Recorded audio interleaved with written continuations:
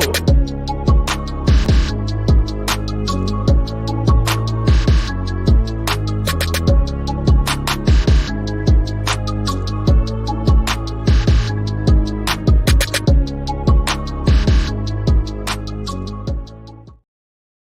What's going on, people? How's everybody doing today on Eagle Talks Football? We're back again with another video. Hope everyone's doing well. We got a lot to talk about, ladies and gentlemen. We got a lot to talk about. Edu has gone to Brazil, and he's coming back with a Brazilian, ladies and gentlemen. What on earth? What? What is that? What is that? Why is there hair everywhere? I'm so sorry, ladies and gentlemen. There's like hair all over me. Where's the hair coming from? I don't have much hair on my head. So where's the hair coming from? Anyways, listen, forget about that. Hope everyone's doing well. The next Ronaldinho. Listen, I didn't make the headline.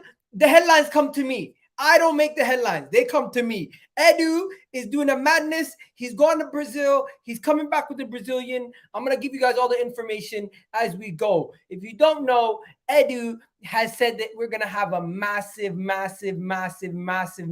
summer. He's spoken to Brazil football, and he was talking about how we're going to do this, we're going to do that, we're going to go so hard in the transfer window. Edu was speaking about everything. But before we go any further, make sure you do hit that goddamn like button. Make sure you do hit that goddamn subscribe button. And today, I want to ask you guys a little bit about some of these players. So what I'm going to do is I'm going to put a poll question. Would you guys be interested in Asensio to Arsenal? Because we're linked to Real Madrid's Asensio, and we're going to talk about Asensio very, very soon. So make sure you guys let me know in the poll, are you guys interested in Asensio at Arsenal? Is it a yes or is it a no? I'm going to put that in the poll right now. But hope everyone's doing well. I guess you guys want to start with the Brazilian. Where should we start? Declan Rice, swap deal? Marquinhos, the Brazilian? What do we do? What do we start talking about? Should we talk about the Bundesliga? Should we talk about Declan Rice? Should we talk about Erling Haaland being a cheat code? What do you guys want to talk about first? Let me know. I'm gonna get started with. Let's get started with the Brazilians. Actually, let's get started with Edu, and we'll work our way down to the Brazilians. Watching from what? Where is that? Nambia, bro. Big up to you, bro. Watching all the way from Africa, my guy. I'm not sure exactly where Nambia is. I need to get better at my geography, but I'm going to look that up in a second and check where it is. Big up Blaze all the way in France. But yeah, this is what Edu had to say, ladies and gentlemen. Let's read what Edu had to say about the whole situation, because Edu had a lot to say. So let's read what Edu had to say about the transfer window. EDU on the summer transfer window. It's identifying very well where we can improve. If they are individual, isolated positions, if they are units, if they are final third, as we call it here, if they are midfield, defensive part. This diagnosis we already have because we already have a very clear style of play by Arteta. Interesting. And then he also goes into talking about this. He also says some other stuff. Today, you see Arsenal playing and identify with it. You know that is Arsenal's style. So now it's time to understand where we can boost the units, so that the team can improve and go to another level of performance. And I think there is another level. We have one more level. With me and Arteta talking, we find it. We believe that we have a level to improve in terms of performance. And now make a good transfer window. Understand the need to get right the athlete, the characteristics, the mentality of the athlete that we want, to once again raise the level of our squad. Interesting. Edu basically just saying a bunch of PR, my guys. I'm not gonna lie to you guys. Edu is just talking a bunch of PR nonsense. But you know what? It is Edu for you guys. Former Invincible. He did have one thing to say that I liked. He said something the other day that I liked, and I'm just gonna show you guys what he said, because he said something on Now. I seen Now Arsenal tweeted out, and I was like, yo, that actually was really ambitious. Basically, he made the point that in the past, we would complain and argue and have so many different things going on. But right now, we're not celebrating top four. We're more upset that we didn't get to win the league, and we're disappointed with second. That is a good point. That is a good point. So I'm just going to, before we go any further, this was just a little segment where we talk about what Edu was talking about on this season. He had a little conversation about the club and what he thought on the season. So yeah, It's very interesting, ambitious. And you know what? I think this is a bar. I think personally, this is a bar. I think this is something that we should take and be like, you know what? Next season, anything less than first, we should be disappointed. This season, we take it on the chin, we move forward, we kick on. And if you guys didn't see what just happened in the Bundesliga, woo! Dortmund bottled the league. It was one game at home in their ground. Oh my God. Guys, it was epic bottle job by Dortmund today. I felt bad for them. Bayern won their 11th league title in a row. Let's be honest. That league is a farmers league. That league is the definition of a farmers league. The Bundesliga is a joke of a league. I don't know how Bayern have done 11 league titles in a row, but that's ridiculous. If anybody does 11 league titles, that's mental. Bayern have done a decade plus one game, one season. Mental. And to think all they had to do was beat mid-table mites at home, and Dortmund couldn't do it. Crazy. That league title thing over there, crazy. Honestly, I don't trust Edu. He talks so much. Big up my guy Mustafa in the building. Big up to the 40 people in the chat. Do me a favor, hit that goddamn like button right now, ladies and gentlemen. Let's talk about it. We got a lot to talk about. People. And if you don't know, now you know. I'm not going to say the N-word. Woo! Let's get into it. Where should we begin? Should we begin with, you know what? I'll save the preview for the end. I'll go to the good stuff. You guys want to hear about Edu. You guys want to hear about what Edu's been up to, don't you? You kind of want to hear about the Brazilians. So let's get into the Brazilian conversations. Apparently, Edu has been in Brazil doing some work, ladies and gentlemen. Edu's been in Brazil doing some work. And this is not the guy who we're talking about, the next Ronaldinho. This guy right here, Mateus Franca, apparently, reported by this guy here. I'm not too sure. He works for ESPN, The Guardian. He has a lot of sources. Look at that. ESPN, Guardian, TalkSport, Times, Sky Sports, BBC, and then Booker's Rating. These are all the different teams that he works in. But apparently, we're linked to Mateus Franca. He's a 19-year-old midfielder, attacking midfielder, currently playing in Rio de Janeiro, Brazil for Flamengo. And apparently, Arsenal have submitted a bid for the player. I am not going to lie to you guys and sit here and tell you I know everything about him, this, that. No, that is not the case at all. But he is touted as a sensational teenager who has previously been linked to Manchester City and Real Madrid. He is 17 years old. They are saying that he has he could be as good one day as Vinicius Jr. That is what some people are saying. But once again, this is an ambitious. This is not an overly ambitious signing because he's not the biggest well-known player. But at the same time, it could be a Martinelli, it could be a Marquinhos. But for 17 million pounds, sounds like a lot of money. I'm not gonna lie to you guys. It sounds like a lot of money for a player who's relatively unknown. Now, Crystal Palace have watched him. Newcastle have been interested in him. A lot of people have been interested in him in the past. So we're going to have to wait and see if this actually progresses or anything more comes from this. But it looks like Edu is in Brazil and he's trying to get himself a wonder kid. The first guy that we're linked to is this guy, and a 17 million pound bid is getting rejected, or no, 15 million pound bid is getting rejected by Flamengo. I don't know if I can actually believe what I'm hearing. One, when did we start bidding for players and we didn't even hear about the bids going in or out? Now, I don't actually know if there's any truth to this because the level of source this guy here, he's not the greatest source. Let's be honest. When it comes to sources, this guy's like tier 5 source, not a tier 1, not a tier 2, not a tier 3, probably like a tier 5 source. This guy's this guy is probably the lower levels of sources. He's probably like the kind of guy that I tell you, you know, when I tell you I heard some things, that's kind of the guys that we talk about when we say these kind of sources.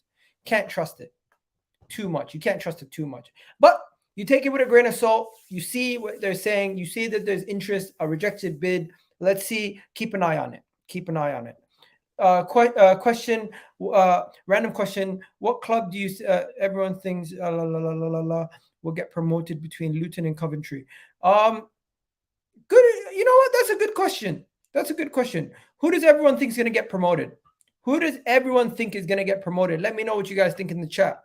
Let me know what you guys think in the chat. Who's going to get promoted? Is it going to be Coventry or is it going to be Luton Town? What are you guys saying, ladies and gentlemen? Because Arsenal actually has a vested interest in watching that game because one of our current academy players is on loan and is playing in that game. If you guys don't know, Norton-Cuffy is on the Coventry team. Yes, Norton-Cuffy, Brooke Norton-Cuffy is on the Coventry team. A lot of Arsenal fans like Luton, but we have a reason to cheer for Coventry today because Brooke Norton-Cuffy is on the team and he's playing in the biggest game in English foot, in the biggest game that this in what do you call it, in the Premier League, in the sense of prize money. This is £170 million game, and Brooke Norton-Cuffy is going to be playing for Coventry today. He started, he's playing for them, and I'm not gonna lie to you, I think if I'm not mistaken, the score's still 1-1. The score's still 1-1. So yeah, let me know what you guys think. Luton just scored. Luton just scored. So it's 2-1 Luton. Oh, it's offside. Edu's absolutely cooking. He can't even get a deal done. First target in the transfer window, and Edu has an excuse. Can't get done the first target. That is true. Edu has struggled to get first targets over the line, and that is a very, very poor thing from him. But let's now go over and show you guys when we're talking about this guy. Who is this guy that we're talking about? The next Ronaldinho that people are talking about. The guy that they compare to the Ronaldinho, the prodigy, the Corinthians prodigy, 17-year-old prodigy. This is a wonder kid of all wonder kids. If I haven't heard it myself. So let's get into this. This is a Corinthians kid right here that everyone is talking about, Perdinho, right? And I'm gonna show you guys what I've seen or heard about this guy in the small research that I've done. So here we go. So Arsenal eyeing a move for a 17-year-old Corinthians prodigy, Perdinho. Corinthians starlet Perdinho is generating interest due to impressive performances in Brazil.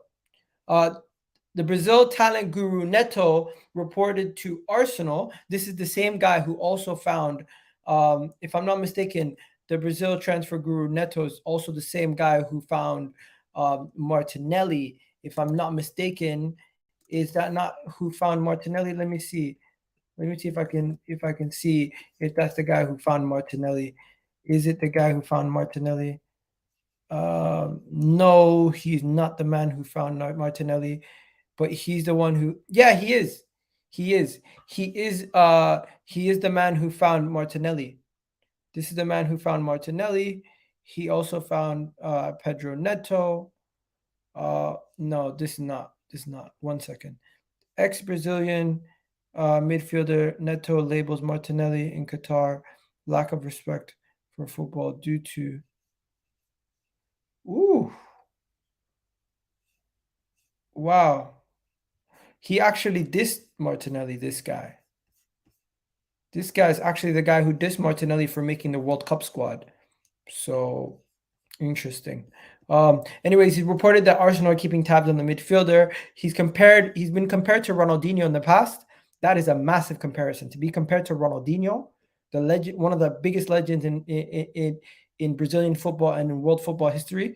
Apparently he has a 50 million release clause. There's no way we're spending anywhere near 50 million for an unproven 17-year-old in Brazil. Come on. He is scoring 15 times in just 15 appearances for Corinthians. What? He scored 15 times in 15 appearances? Damn. How good is this guy? How good could he be? How could this guy be? Like, you need to see scouting reports or something.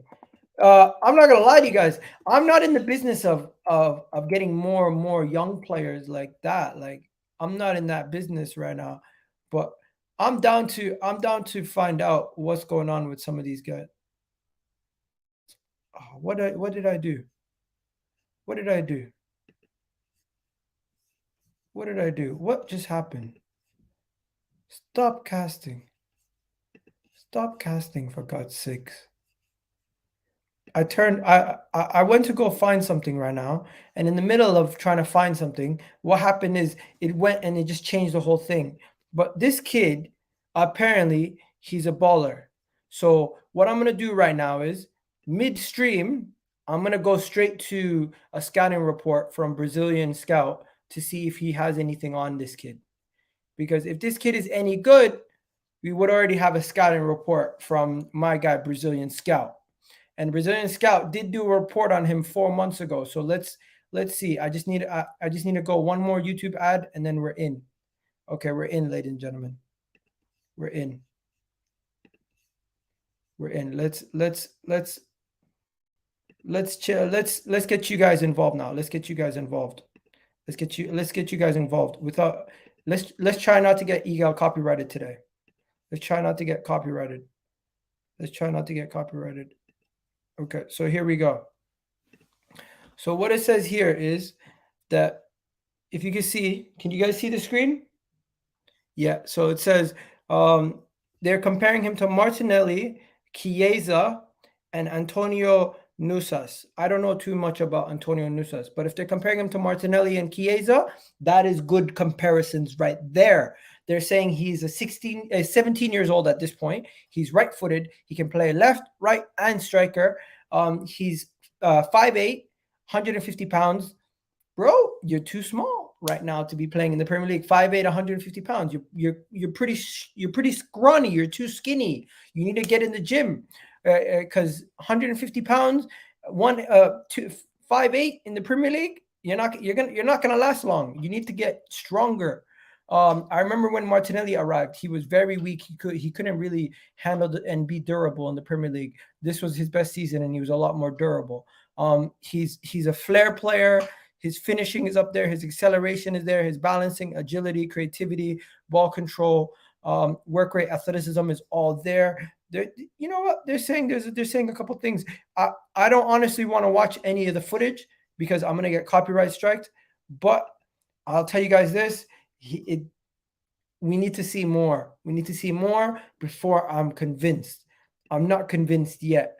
Maybe get a Brazilian expert on the channel if we do sign him. But at this moment in time, Edu is doing a lot of work behind the scenes to get himself some Brazilians through the door. And it does seem like he really wants these Brazilian guys in through the door. Let me just see if I can just see a clip right now. So I'm watching a clip right now. He really does seem like, I don't know what division he's playing in. He's playing in the Brazilian top flight league. But look at the pitches. Look at the pitches in this league. Like the league that he's playing in, the pitches look horrendous. Look at the pitch. Look at the big mud spots in the pitch. They're playing. Is this what the standard of the Brazilian league is? Pretty. I thought Brazilian league has majority of the top quality. Like what's going on? What's going on? Honestly, what's going on? But yeah, enough about that. Anybody in the chat really excited about unknown Brazilian players that we're linked to? Terrence Tibb says it. But worry me, only linked to Brazilian unknown players. No, we're not only linked to Brazilian unknown players. Don't get that twisted. We are not linked to only these random blokes. That's not it. We're also linked to Champions League winner, La Liga winner. He won all those little cups in La Liga, like the Copa El Rey or whatever it's called. Also, Club World Cup winner. What do you call it? Super Cup winner. This is an under 21 Spain not international winner, I think. Also, if I'm not mistaken, we're linked to Asensio, ladies and gentlemen. Asensio. Now, I'm just going to say this. I like Asensio. I think he's a quality player. But I've had concerns about his pace not being at the level that he used to be at, his ability not being at the level that he used to be at. I thought there was some diminishment in his agility. Like after his injury, he lost a little bit of his pace. But there are links, and reportedly Arsenal are considering a move for Asensio.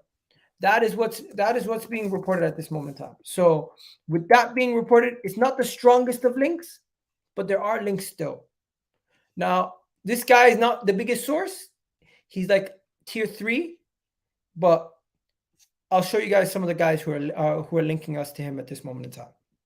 This is what they're saying, and let me know in the chat if you guys are interested in Asensio. Declan Rice, no. 0 work rate. He might not have the best work rate, but he's one of the best players off the bench in world football. Marco Asensio, linked to Arsenal, linked to Aston Villa, linked to PSG, linked to Barcelona, and linked to Manchester United. It kind of seems like he's linked to every single club on the earth that could really that be willing to take him. Now, this is what we've seen yesterday in this article here. Debo said Arsenal are considering a move for Asensio, potential fee and transfer early. Intel talks with Asensio occurred in the recent days, but the club are now exploring financial ops of the move, and very early, only developing situation right now for Arsenal. So this is where I leave you guys with this question. Marco Asensio, if you had a choice, would you bring him in? Not for me, some people say. Now, I am convinced that he's a quality player to come off the bench. If Reece Nelson's getting a new contract, does that mean we're not going to go and sign another winger? Or is it that Emil Smith-Rowe is potentially out the door, Balogun's potentially out the door, all these young players are potentially out the door? We're still going to get him because he could be a really good role player. He's not going to be a starter, but Asensio is one of the best goal scorers off the bench for Real Madrid. He's easily one of the best options off the bench in the Champions League and in La Liga for Real Madrid. Asensio, his goal rate is ridiculous too. He might not play every game, but he scores a lot of goals. This season alone, he scored 9 goals. Yes, it's in 30 games, but if you look at the amount of minutes he's played, he hasn't played that much minutes. He's a guy whose impact off the bench, similar to Trossard, and we'd be adding quality to add to the bench. He would not be playing right away as a starter either. He would not be coming in as a starter and doing it. But let me show you guys this. And please mind the advertisements, because there's going to be a lot of advertisements. People talking about Diaby, Sane. Let's be honest, those guys are going to probably want to start, and it might be a little bit more difficult to get them. I'm just going to show you guys what he offers us. So he offers us the ability of playing multiple positions, right? He offers us somebody who has the experience in the Champions League, in the big stage. He's played in all these different cups, and he's won all of them, adds experience to our game. And let me just show you guys this. This is the main thing that I want to show you. Look at his game log. Comes off the bench, 10 minutes, goal. Comes off the bench, 10 minutes, assist. Starts, 90 minutes, assist. 70 minutes, assist. You look here, off the bench, goal. Off the bench, goal. Off the bench, where is it? There's no more. So impact off the bench, you can see there that he's made an impact off the bench there. In the Nations League, making impacts off the bench for his country. You can see in the Champions League, if I'm not mistaken, making impacts off the bench in the Champions League too. Coming off the bench versus Leipzig, scoring a goal. Playing 2 games against Celtic and Leipzig, getting a goal in both. Coming off the bench versus Chelsea to end the game. He's their most impactful player at Real Madrid off the bench. One of the more impactful players off the bench. So I'm not going to go and say he is a wash player, but he's not my first choice. That's the honest truth. I would prefer us to go sign a Diaby over him. I'd prefer us to go. Actually, forget about Diaby.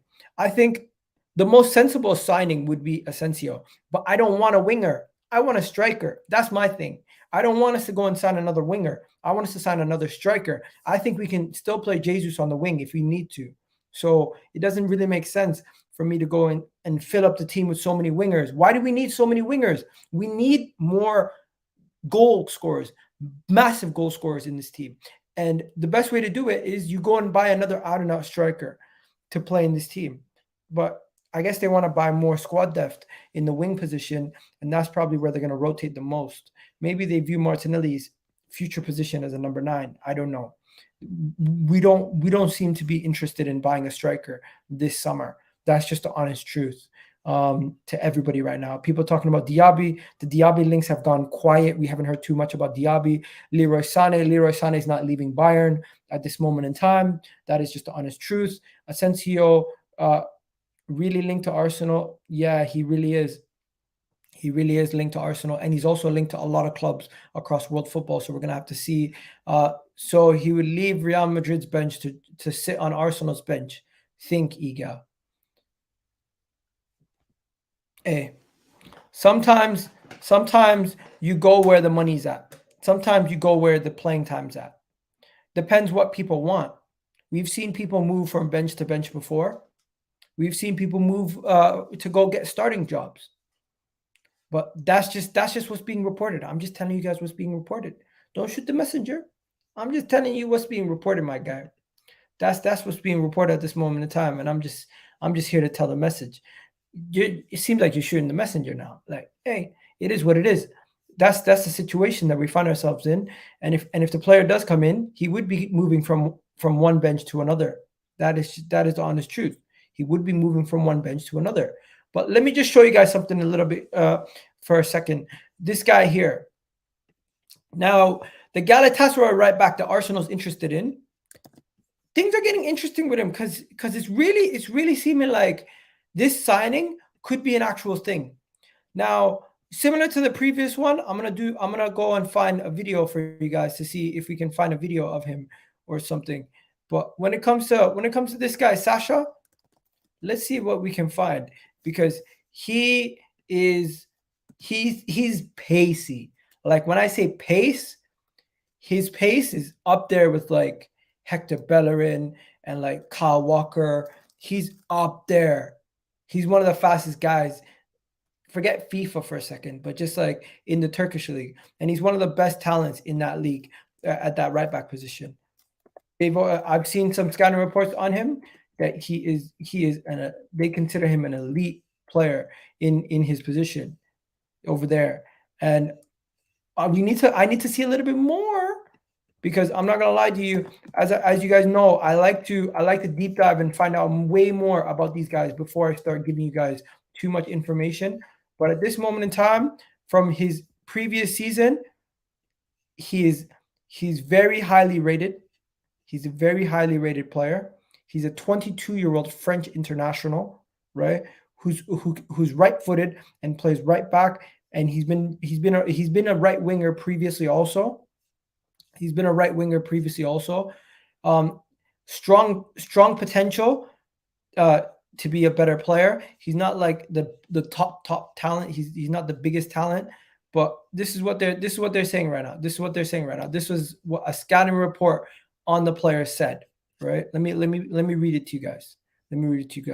The player has potential to go anywhere. He's a unique source and stands out. A good collective, what do you call it? So Benfica, Ajax, for example, have been interested in him.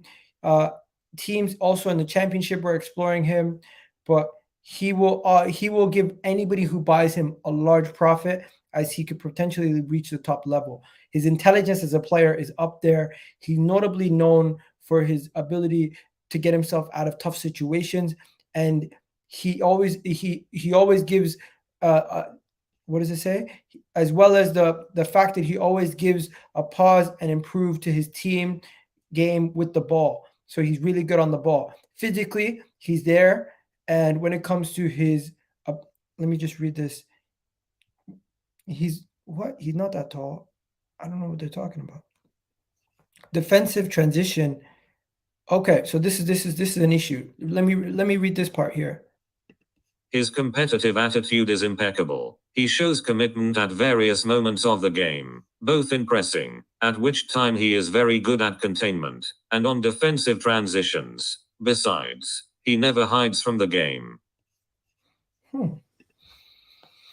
So it does seem like they're gassing him up a lot. Arsenal have reportedly went in for a bid, about 20 million euros, but Brighton are also matched that bid and are willing to spend more on the player than us. Right now, this guy, if we really want him, we're gonna have to go toe to toe with certain great recruitment team over there in Brighton. They're saying they want him. Fabrizio Romano is saying that Arsenal are one of the 2 English teams that are interested in him. We're seeing multiple reports of us being linked to him. We've seen 3 or 4 different sources come out and say Arsenal are interested in him. It seems like right now, this guy is one of the top names on Arsenal's list for that right back position.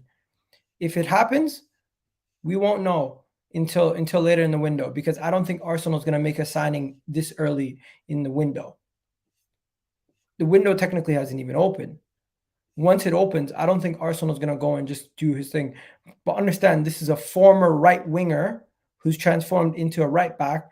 His defensive ability is heavily dependent on his ability to get back and track back. His pace is massive part of his defending. If it wasn't for his pace, there would be some more questions potentially about his defending. But his defending one-on-one is not that bad. He doesn't let people beat him. Even if they do beat him, he has the recovery pace to catch up. And his ability in the final third is really good for a right back. Because he used to be a fullback. I mean, he used to be a winger. I mean, so he knows what he's doing in that final third. But yeah, that's the situation with him right there. 37 games and a gaming addict. What are you talking about? What are you guys talking about?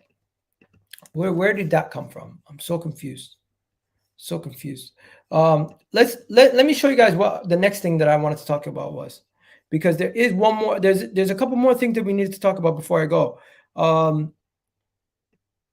What we spoke about that. Let me go on to Declan Rice now. Let me go into Declan Rice before I go on to the preview of the Wolves game.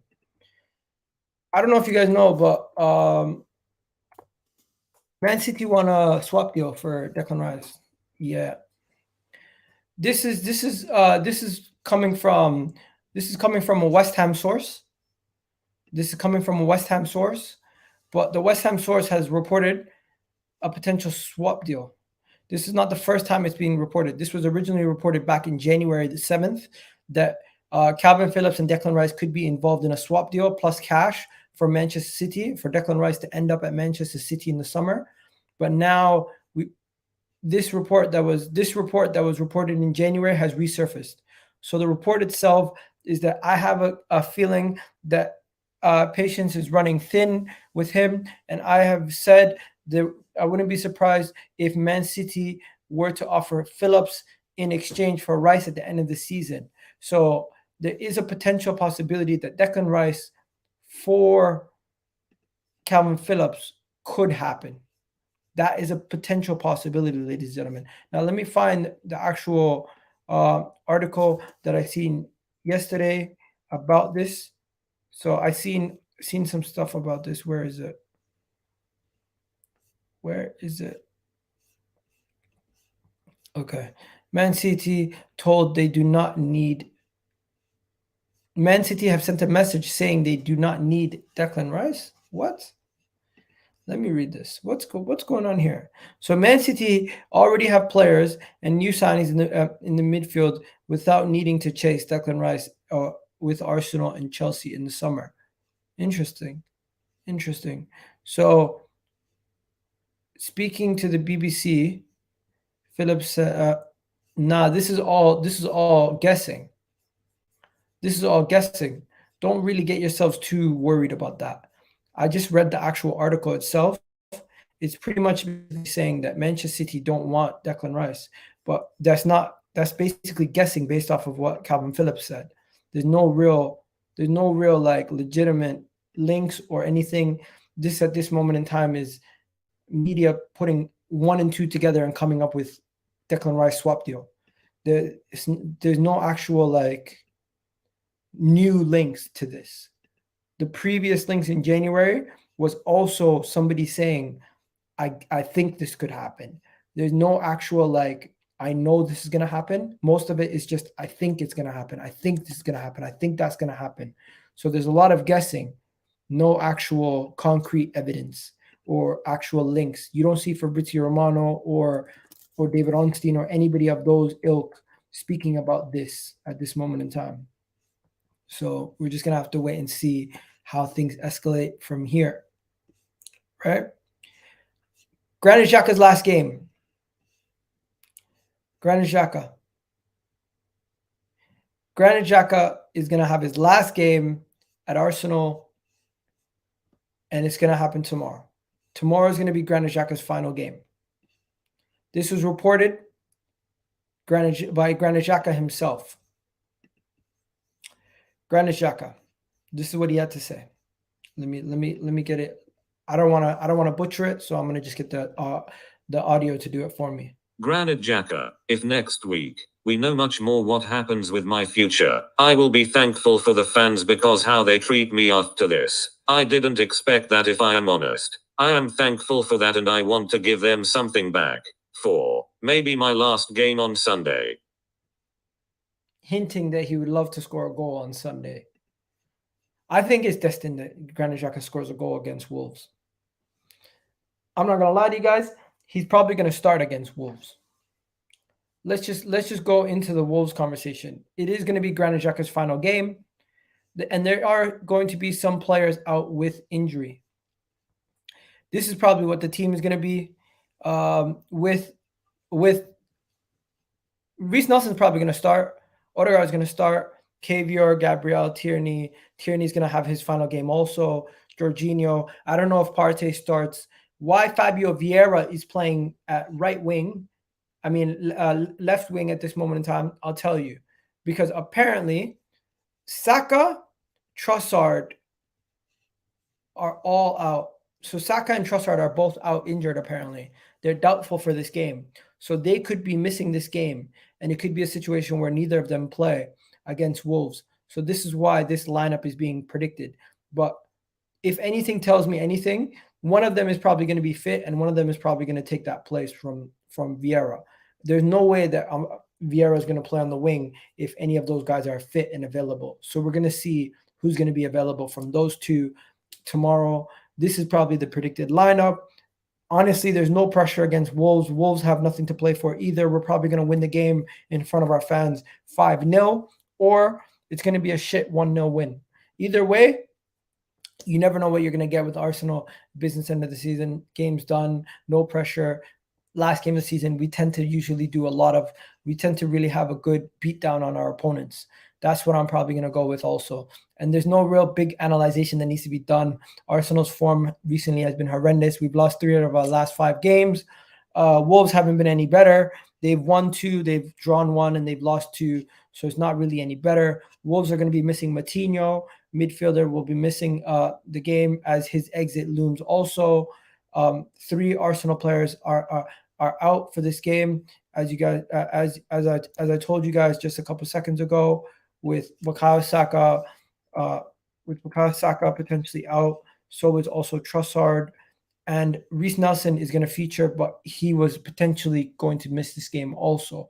So right now we don't know if they're going to be available, but to be 100% honest with you guys, we should win this game probably 3-0.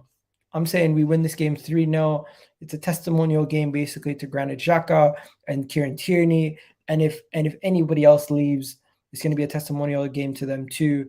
So yeah, I'm not too concerned about that. Let me just close that.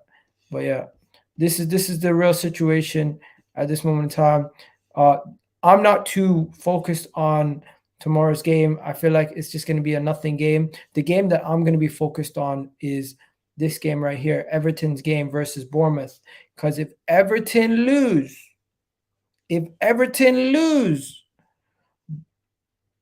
Leicester stay up if they win. And I want Leicester to stay up. I want to see Everton go down. If Everton goes down, that will be so entertaining. It will be so funny to listen to the spaces of Everton fans going crazy if they get relegated. But Leicester, I don't mind Leicester staying up. But if Leicester stay up, James Maddison's probably going to still be transferred, but he's going to probably cost 50 million. If Leicester go down, Arsenal could potentially get James Maddison for, I heard, 26 million. And we might sell Emil Smith Rowe to get rid of James Maddison. So my question to you guys is, if you had a choice, Arsenal had one of these three players next season in our team, James Maddison, ESR, or Mason Mount, who would you pick and in which order? For me, I would go Mason Mount last, ESR second, and I would put James Maddison at the top of that list. So if Arsenal can find a way to potentially do a swap deal where we sell ESR and bring in James Maddison, would you be down for that? A lot of people wouldn't be, but I could see that happening. Maddison is an effing loser. Wow. What makes you say that? Because you're not going to get relegated if he bags a hat trick tomorrow and Everton lose. You're not going to be saying that tomorrow. All day long. Yeah, I'm taking Maddison over ESR. I'm taking Maddison over Mason Mount. I'm taking ESR. Are you guys taking Mason Mount or ESR? Who would you rather have? Because right now, I'm not going to lie, ESR stocks are in the mud. Ego, will Xhaka and Tierney's last game for Arsenal tomorrow? It will. Yes, it will be. It will most likely 100% be their last two games. Luton have been promoted. Ooh, Luton have been promoted. That's massive. Maddison has been missing since October. Damn. Emil Smith Rowe over Mount. Emil Smith Rowe over Mount. That's interesting. Interesting take. I'm not gonna lie. Interesting take right there. Let me just show you guys something quickly, because I did something on Twitter and a lot of people were kind of laughing, but I just think I'm bored of it. I'm really bored of it. Like, I'm bored of Haaland just winning everything. I'm bored of it. I'm bored of Erling Haaland. Oh, by the way, let me show you guys this quickly. This really got a lot of likes on Twitter for some reason. You guys know Lacazette, right? You guys know Lacazette and Henry. Tell me Gunner King doesn't look like Lacazette and Henry in both pictures. Tell me Gunner King doesn't look like both Henry and Lacazette at the same time. He shaves, he looks like Henry. Other one, he looks like Lacazette. It's crazy, right? But yeah, I just thought that was funny. I was gonna just show you guys that quickly. But yeah, let me just go back to this. This is what I wanted to talk to you guys about. So, what would the Premier League's player of the season, signing of the season, and young player of the season be if Erling Haaland was excluded? Because in the case that you don't know, Erling Haaland has won both young player of the season and player of the season. It's a mad thing. So yeah, should leave the Prem if he wants to win something. Yeah, he probably should leave the Premier League. If he goes to Bayern, he guarantees a Bundesliga. But you know what? I think if he goes to Bayern, people won't rate it as much. Luton to beat Arsenal next season. Come on, bro. Stop with that random. Arsenal should sign Vlahovic. I think I agree with you. But yo, people, quickly, let's get some of your questions. Let me get some of your answers. Who would be your player of the season, young player of the season, and signing of the season if Erling Haaland didn't count? If Erling Haaland didn't count, who would be your player of the season, signing of the season, and who would be your player season, signing of the season, on all those? Let me know right now. Let me know. Let me know, people. What's good? Let me know. What you saying? Let me know what you're saying. I swear I seen Joe Tomlinson tweet something about alternative. Tomlinson, yeah. So Joe Tomlinson, if you guys know him from Football Daily, he tweeted something and it kind of really caught my eye. So I was like, we got to exclude Erling Haaland because Erling Haaland could literally win. Like Erling Haaland could literally win. Look at this. So from this list, Erling Haaland could win. Biggest redemption is going to be Xhaka. Overrated is going to be someone from United. Underrated, I don't know, someone from Newcastle or something. The best newcomer, probably Haaland. Biggest surprise, probably Man United losing 7-0. So yeah, so let's go through this. So unsung hero. Who's everyone's unsung hero? I'll give you guys some of my options. Some of my options are Akanji. For Arsenal, it would be Gabriel. For Newcastle, you'd probably say Dan Burns. And then for Man United, who's their unsung hero? Who's somebody at United who's underrated? Not really. Forget United. It's probably Akanji. It's probably Akanji or Ake. Probably one of those two would be the unsung hero. Who's everyone's unsung hero? Yeah, sign of the season is Haaland. Yeah, Haaland shouldn't count. Haaland deserves to win every award. That's why it's not fair. That's why it's not fair. It's not fair. Just take him out. Overrated. Here's my overrated player.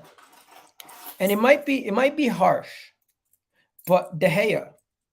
De Gea is having a really good season. He won the Golden Glove, but he's not that good of a goalkeeper playing out the back.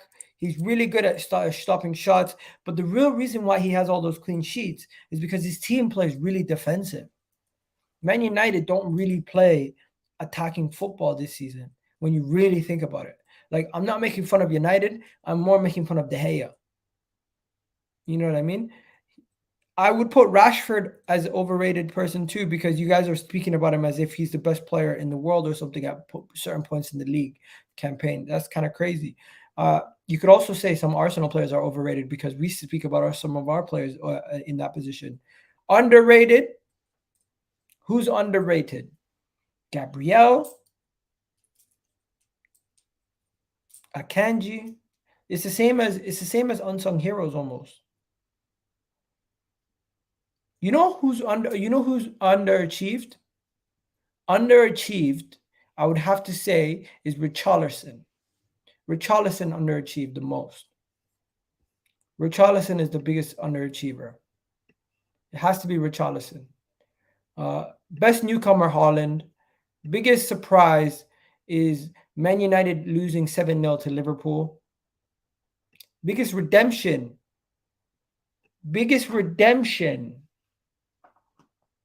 It has to be Arsenal. No, it can't be Arsenal. We didn't win the league. Biggest redemption, Xhaka. Xhaka's the biggest redemption. What's everyone's biggest redemption? I'm going with Xhaka, right? And then the best over 32 player. Who's the best player who's over the age of 32? It has to be Kieran Trippier. Kieran Trippier has to be the best player over the age of 32. People saying biggest surprise, Reece Nelson. Okay. We have signed all bench players. What are you talking about? Therefore, dream signings, dream summer would be Gundogan, Rice, Maddison, Vlahovic, Kim, Cancelo, and Diaby. That's not happening though. That's just too unrealistic. Gundogan. Yo, Gundo is definitely the best 32. Yeah, you're right. You're definitely right. Overrated players. For me, is number 5. He disappointed me at the end of the season when we needed him the most. I agree there. Thomas Partey massively underperformed in the business end of the season when we needed him massively. He massively underperformed, and that was a big part in why we started to drop. was a big part in why we started to drop. It sucks, but it's the truth. It's a big reason why we dropped off at the business end of the season was because of Thomas Partey's poor performances, and he could not do that again next season, or else we need to sell his ass. Personally, for me, I would give Thomas Partey one more season, and if he doesn't do well this upcoming season, then I move him on. But some people want to move him on now. I would keep him for one more year. Keep Partey for one more year, and then move him on maybe after that in a year or two. But for now, keep Thomas Partey. I don't think we're going to find better than Thomas Partey right now in the transfer market. Maybe if you guys want Declan Rice and Caicedo and sell Xhaka and Partey, but from what I told you guys last time, we're not going to get both. It just seems like it's very far-fetched if Arsenal get both. It would be really nice, but I don't think it's going to happen. But yeah, right now Trossard is better. Trossard is better than Modric. Yeah, 100%. Trossard is better than Modric. We dodged the bullet. We dodged the bullet with Modric. Basuma flopped. Massively flopped. Would you say Basuma's worse than Richarlison? Basuma didn't even get a chance. Richarlison was playing games. At least Basuma got a chance. At least Basuma didn't get a chance. Richarlison was getting opportunities and still was fluffing his lines, messing up every 2 days. Richarlison was horrendous this season, bro. Richarlison has been horrible. There's no comparison, in my opinion. There's no comparison. But yeah, I'm going to wrap it up here, people. I'm going to go. I'll be back tomorrow. Is there even a point of doing a post-match reaction? Is there a point of doing a post-match reaction for the last game of the season? Is there a point of doing a post-match reaction for the last game of the season? I might do a short one. I might do a short post-match reaction. But yeah, I'm going to be on Never a Foul later tonight. You guys have yourselves a wonderful, wonderful day. This was a quick little transfer update. Hopefully you guys enjoyed it. I'll catch you guys on the flip side. Peace out, ladies and gentlemen. As you guys already know, do me a favor, hit that like button, hit that subscribe button, leave your comments, questions, and concerns in the chat. And let's fly kick a monkey, people. I'm out of here. Fabrizio Romano, take it away. Here we go.